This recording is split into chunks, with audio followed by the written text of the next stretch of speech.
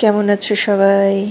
বাদামের একটা ছবি দিয়েছিলাম যে বাদাম দিয়ে এটা কি বানিয়েছিলাম সেটার আধা খেচরা একটা ভিডিও এখন দিচ্ছি তোমাদের সাথে শেয়ার করে। তো বাদাম ভাজা করে নিয়েছি, খোসা ভালো করে ছাড়িয়ে নিয়েছি, তারপর চিনি দিয়ে শিরা করে ঘন করে সেটার মধ্যে মাখিয়ে দ্রুত নামিয়ে নিয়েছি ট্রের মধ্যে।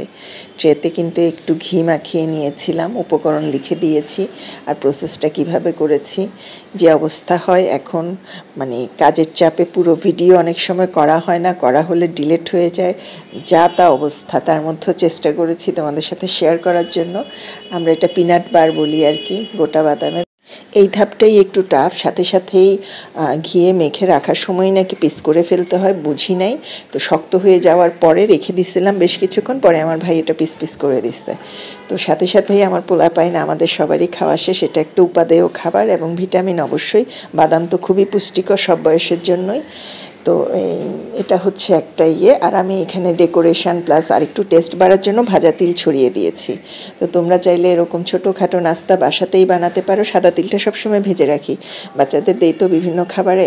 তো এখানেও বেশ কিছু সাদা তিল উপরে ছিটিয়ে দিয়েছি ডেকোরেশনের জন্য হিসেবে, লেগে গেছে যদিও, এবং ভীষণ টেস্টি ছিল। ভিডিও কেমন লেগেছে আমার আধা খেচরা ভিডিও জানাতে ভুলবে না। লাইক কমেন্ট দিয়ে সাথে থাকবে, শেয়ার করবে, ভালোবাসা।